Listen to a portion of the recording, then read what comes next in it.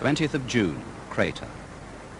The events of the next few hours would entrench Mitchell's view that British policy in Aden was weak. The NLF had infiltrated the Federation's military and incited an uprising in the armed police barracks. I worked for the British, but I was also a member of the National Liberation Front. I was motivated by patriotism. We were all ready and prepared in the camp, and when we received the call through loudspeakers, we took our guns and went outside and followed orders. I guess that was their moment, that they could get revenge back on us and do back to us what we did to them. And that's the price that we paid. A British patrol radioed that Arab police were acting suspiciously. When that patrol failed to respond to calls to leave Crater, Middle East Command feared the worst. John Moncur went into Crater accompanied by some Argylls. John Story was one of the Northumberland Fusiliers on the two Land Rovers. It was a different day for me because it was my day off. I was a bit bored. I was leaning on the balcony. One of the Land Rovers pulled up and some of the guys jumped in. They said, "Do I want to come along?" I said, "I'd love to." We must have been doing 50 miles an hour. And as we approached the barracks, they started machining themselves.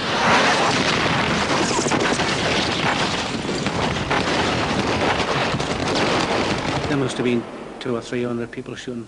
From the walls of the barracks, it was from the flats on the opposite side. One of the Land Rovers swerved and hit the wall. Ours came to a stop, went on fire. We all jumped out. There were 2 British vehicles outside and they were destroyed and all those in the vehicles were killed. The vehicles were attacked from all directions. They were shooting from everywhere. I didn't think I was going to make it. I didn't think I was going to make it at all. So much adrenaline going through you that all your senses become hyper sharpened. You look at him, he's being shot, he's running down the road on fire. You look around, I must have seen a doorway, probably didn't register, and then it just, I thought, I have to move, I've got to get out of this situation, I've got to get away from where I am at the time. When I made the decision to stand up and run, everybody was dead.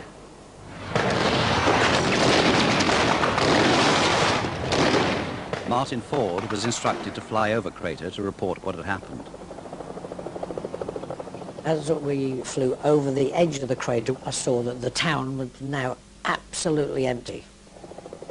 Every road was blocked off by vehicles. And as I flew over, I could see that there were 2 Land Rovers there, on fire, bodies lying all round, and lots and lots of shooting. So I circled round 3 times to see what was going on, and there's this flapping noise. Bang, bang, bang, bang, bang. The bastards are firing at us. John Story made it to the roof of the building he'd escaped to. On the next roof, there was 2 guys shooting at the helicopter going across. And then I remember just putting the gun on automatic, so I thought I would get one chance at this, and it fell down. There was an enormous bang like a bomb going off, and a bullet came up through the right-hand chin window of the helicopter, and it took my right kneecap off. The whole helicopter just spun round on its axis. While it was doing that, I sent out a mayday call.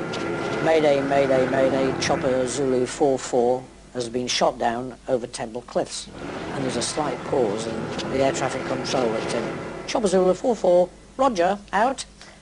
I thought, well, he could have sounded a bit more concerned, you know.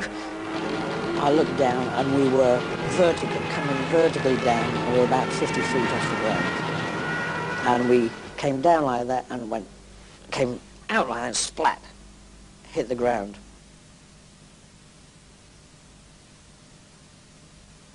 Colonel Mitchell took a helicopter ride himself to observe the scene. He saw below him what must have been the bodies in the street and these burning Land Rovers.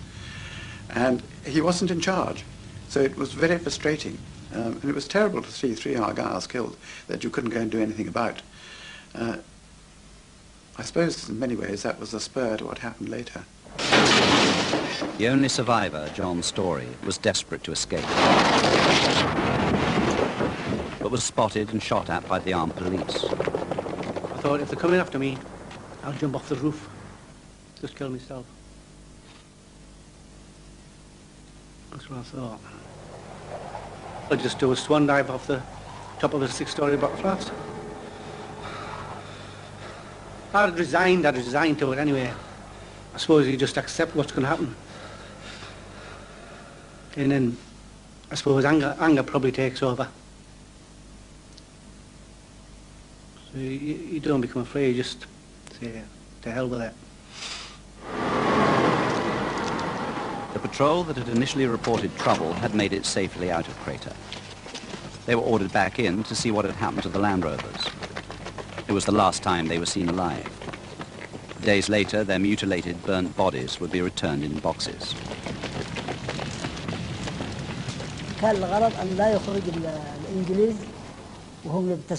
The intention was to wipe the smile off the British faces, so they wouldn't leave feeling victorious, just as they made our people suffer when they occupied the south of our country.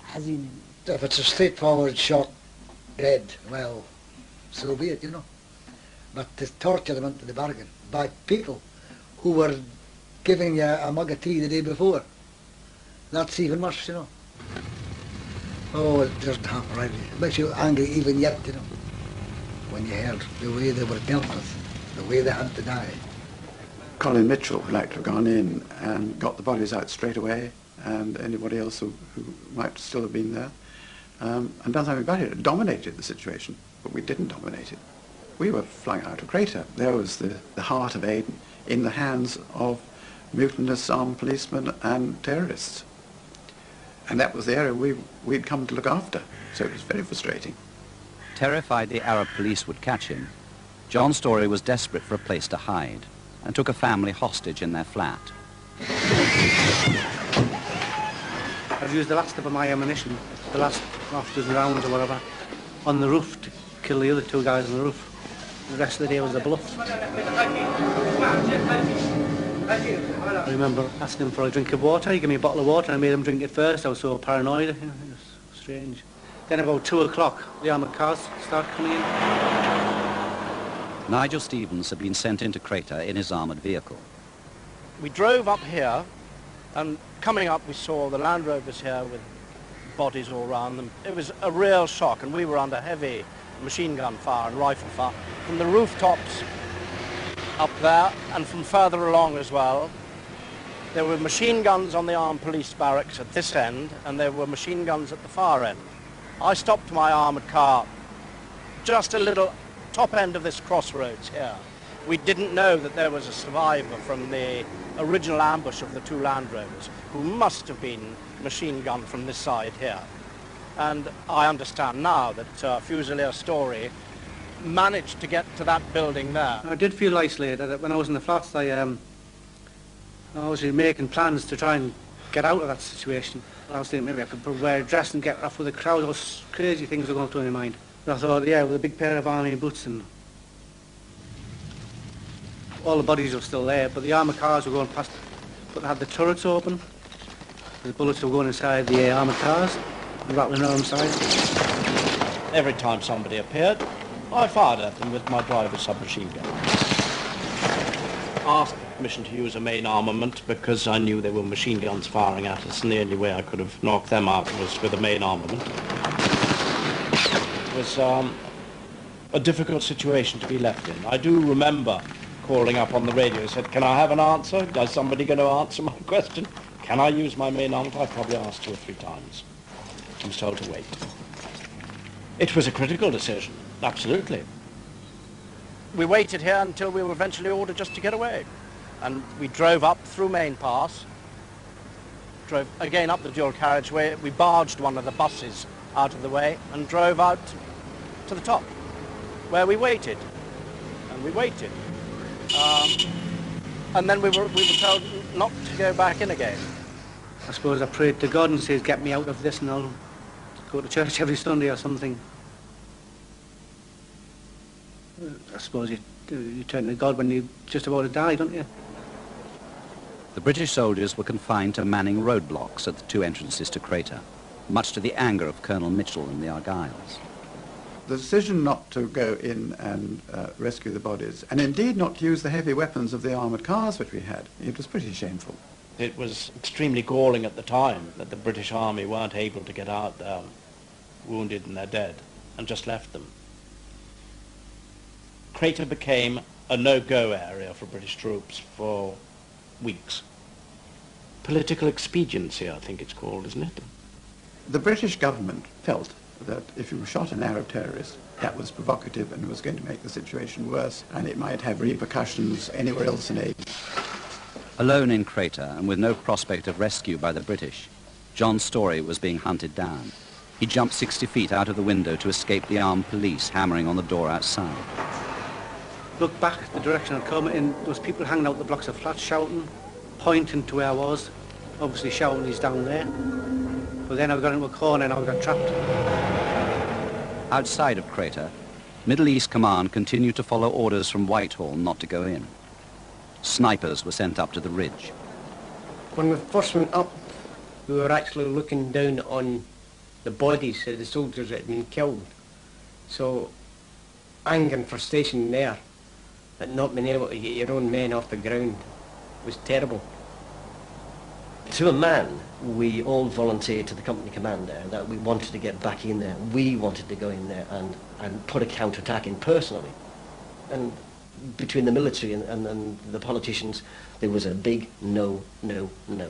It was a strict order, you will not re-enter Crater. And it was on my mind that any member of the regiment who was down there would be expecting us to go in there. That's something we've had to live with.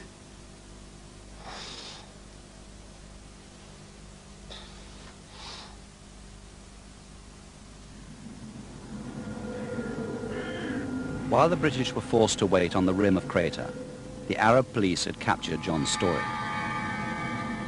They started putting all the bodies back into a big wagon, police wagon, 3-ton wagon, and they put me in the front seat, me being the only one alive. So I'm sat in the vehicle and I thought, this is it. Because everything was now, everybody was shouting and screaming, going berserk. And when I asked the wagon driver what was happening, he said, the crowd wanted to kill you.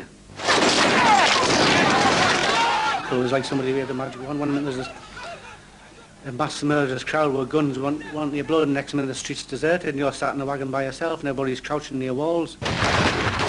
British snipers on the ridge opened fire on the Arabs in Crater. Middle East Command did not stop them. For the rest of the day, Crater became a killing zone.